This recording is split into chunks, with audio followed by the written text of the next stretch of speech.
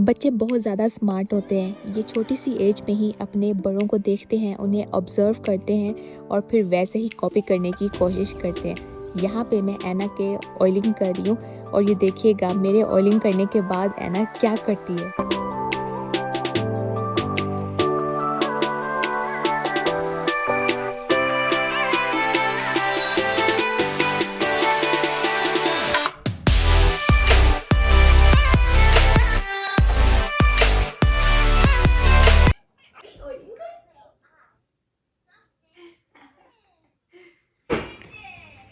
ऐसे हाथ पे डालते हैं, फिर मम्मा कैसे लगाती हैं, ऐसे करती हैं, फिर सर पे लगाती हैं। माशाल्लाह माशाल्लाह माशाल्लाह। तो ऐना ने देखें कितने अच्छे से अपने ऑयलिंग करवाई है। पूरा सर ऑयल से भर दिया है मम्मा ने और ऐना ने बिल्कुल भी तंग नहीं किया। शाबाश शाबाश। बिस्मिल्लाह माशाल्लाह। अल्लाह अल्लाह।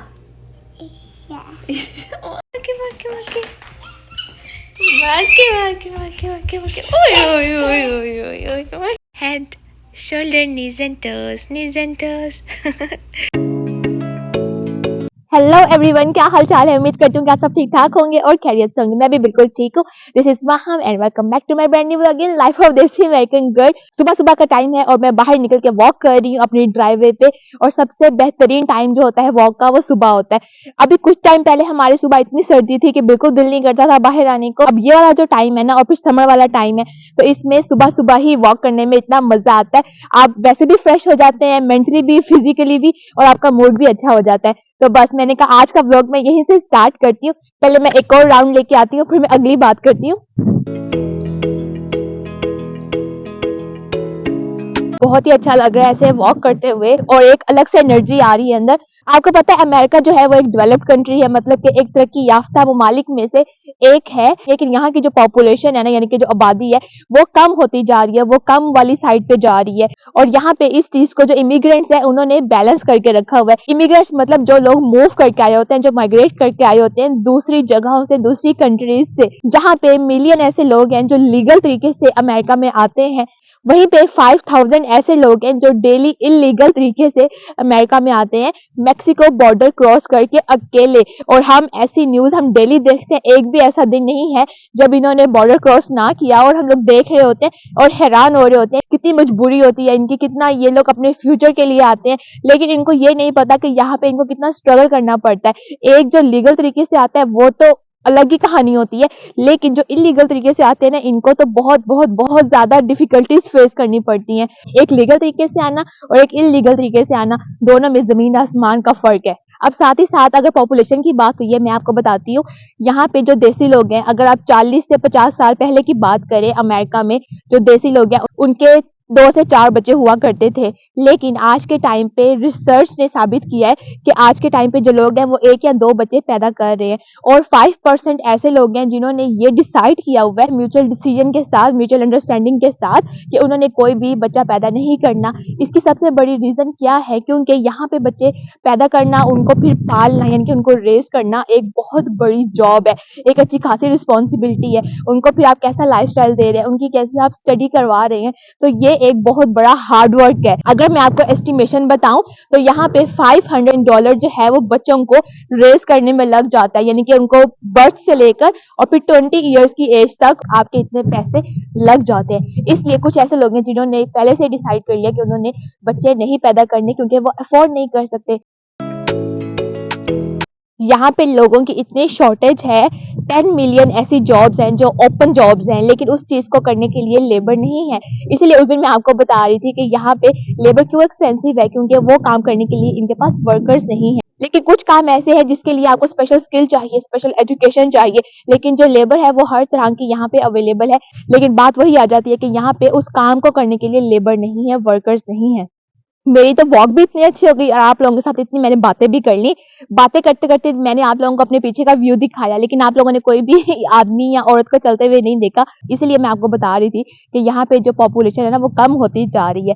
अब मेरी वॉक भी हो गई है, अब अंदर चलते हैं और मुझे भूख भी लगना स्टार्ट हो गई है। तो मैं ये सोच रही हूँ मैं अपने लिए और जो मेरी मदर इन लॉ मेरी आंटी हैं, ऐना की जो दादी जान है उनके लिए मैं बनाती हूँ चिकन पॉपकॉर्न और साथ फ्राइज़ बेक करती हूँ, क्योंकि ये ऐना भी खा लेगी। तो चलें चलते हैं और अपना काम स्टार्ट करते हैं। तो यहाँ पे मैंने प्लेट रेडी की है, इसमें है चिकन पॉपकॉर्न और साथ मैंने फ्राइज़ बेक की हैं। तो ये है लंच, मतलब कि स्नैक है। तो अब ये खाते हैं। ऐना और मामा जा रही हैं बाहर थोड़ा सा धूप लेने, है ना? ऐना ने लेनी है धूप? ऐना ने धूप लेनी है? ऐना, ऐना चलो अब बिस्मिल्लाह अल्लाह ईसा नहीं अल्लाह अल्लाह। मैं ना इधर दोबारा से चक्कर लगा रही हूँ कि शायद मुझे कोई सब्ज़ी मिल जाए। यहाँ पे ये ना सारी मूलियों के पत्ते हैं, पता नहीं मूली का तो निकलना बहुत ही मुश्किल है। और इधर है शलजम और ये धनिया देखें थोड़ा सा निकलना शुरू हो गया है, कितना अच्छा लग रहा है। इसको ना मैं तोड़ के लेके जाती हूँ, थोड़ी देर के बाद आऊँगी। अभी तो मैं ऐना पे नज़र रखूँ। ऐना, मैं अपने व्लॉग्स के नीचे कमेंट्स पढ़ रही थी। एक बच्ची है जो मुझे काफी टाइम से कह रही थी कि आपने जब नेक्स्ट व्लॉग बनाना है तो मेरा नाम लेना है। मैं भूल जाती थी, तो उसका नाम है मरियम गुलजार। तो मरियम गुलजार, थैंक यू सो मच कि आप इतने प्यार से मेरे व्लॉग्स देखती हो, इतना प्यारा कमेंट करती हो। इसके अलावा बाकी आप सब भी जो इतना अच्छा रिस्पॉन्स करते हैं, अपनी बातों से आप लोग मुझे इतना मोटिवेट करते हैं कि मेरा दिल करता है और व्लॉग बनाने को। ऐसे ही आप लोग मुझे मोटिवेट किए जाएं और मैं आप लोगों को व्लॉग बना के देती जाऊंगी। मेरी तरफ से और ऐना की तरफ से आप लोगों का बहुत बहुत शुक्रिया।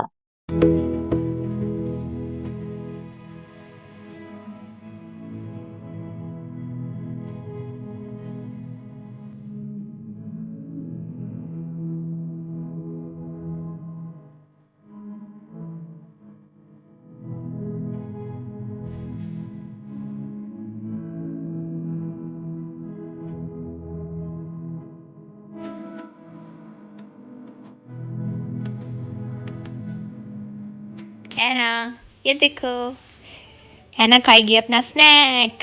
इसमें ऐना को मैं देने लगी हूँ एक ऑरेंज। ऐना का यमी यमी ऑरेंज। माशाल्लाह माशाल्लाह माशाल्लाह। ऐना देख रही है, खाना बनाना बिल्कुल मुश्किल नहीं होता। जितनी मुश्किल कटिंग होती है ना, कटिंग से भी ज़्यादा एक चीज़ मुश्किल होती है और वो ये सोचना कि आज शाम के खाने में क्या बनेगा। क्या आप लोगों के साथ भी ऐसा ही होता है? मुझे तो शाम को ही फ़िक्र हो जाती है कि कल मैंने क्या बनाना है, फिर मैं सबसे पूछ रही होती हूँ और कभी-कभी तो ऐसे ही रात हो जाती है और फिर नेक्स्ट डे का वही होता है कि आज शाम के खाने में क्या बनाएँ। अभी मैं करने लगी हूँ शाम के खाने की तैयारी। तो कल मैंने बहुत सोचा कि मैं क्या बनाऊँ, फिर मेरा एकदम से दिल किया मैं चने की दाल बनाती हूँ। चने की दाल ना हम बहुत कम बनाते हैं, तो काफ़ी टाइम से मेरा दिल कर रहा था बनाने को और मैं कैसे बनाती हूँ वो भी मैं आप लोगों के साथ शेयर करती हूँ। अब शाम के 4:30 हो गए, तो चले तो चले दाल बनाते हैं और फिर मैं आपको दिखाती हूँ कि मैं कैसे बनाती हूँ। सबसे पहले थोड़ा सा ऑयल लेना है, मतलब कि हाफ कप ऑयल से भी थोड़ा सा कम, और उसके अंदर ऐसे प्याज डाल देना है और इनको हल्का हल्का ब्राउन करना है। प्याज जो है वो लाइट ब्राउन हो गया है। अब इसके अंदर हमने डाल देना है अदरक लहसुन का पेस्ट 2 टेबलस्पून ऐसे भर के, थोड़ा सा साथ पानी डाल देंगे। अब इसके अंदर हम डाल देंगे एक बड़े साइज का टमाटर और फिर इसको हम रखेंगे इसको सॉफ्ट होने के लिए थोड़ी देर कवर करके। यहाँ पे टमाटर तकरीबन सॉफ्ट हो गए हैं और पानी भी छोड़ दिया है। तो अब यहाँ पे हम कुछ ऐड करेंगे स्पाइसेस। सबसे पहले हम डालेंगे इसके अंदर सॉल्ट, फिर हम इसके अंदर डालेंगे थोड़ी सी रेड चिली, साथ हम डालेंगे इसके अंदर प्यारा सा कलर देने के लिए हल्दी, इसके अंदर डालेंगे धनिया पाउडर और लास्ट में डालेंगे इसके अंदर ब्लैक पेपर यानी कि काली मिर्च। अब इसको हमने कर देना अच्छे से मिक्स, मतलब कि हमने इसकी करनी है भुनाई। यहाँ पे भुनाई करते हुए तकरीबन 5 मिनट गुजर चुके हैं और थोड़ा सा मैंने इसके अंदर पानी डाला था क्योंकि मसाला जो है नीचे लगना स्टार्ट हो गया था। अब 5 मिनट में और इसकी भुनाई करूंगी। यहाँ पे भुनाई बहुत अच्छे से हो गई है। अब इसके अंदर मैं दाल जो है वो डालने लगी हूँ। ये देखिए मसाला लगना स्टार्ट हो गया। चलो इसके अंदर दाल डाल देते हैं। पहले इसको 2 मिनट के लिए ऐसे भूनना है, फिर इसके बाद पानी ऐड करके रख देंगे। ऐना के पीछे आवाजें आ रही है, ऐना अपना खेल रही है। यहाँ पे दाल भी मसाले के अंदर अच्छे से भुन गई है। अब इसके बाद ना पानी ऐड करने की बारी है। इसको ना अच्छे से कवर करके रख देना है 15 से 20 मिनट्स के लिए। चलिए अब मिलते हैं।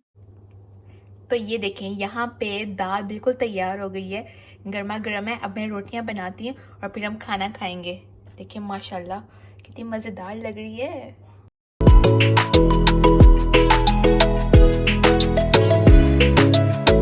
खाना बिल्कुल डन हो गया है और मैं कर रही हूँ यहाँ पे थोड़ा सा रेस्ट, और ऐना अपना नैप ले रही है। जब तक सब आएंगे तब फिर हम खाना खाएंगे। और मैं यहाँ पे देख रही हूँ मॉर्निंग शो।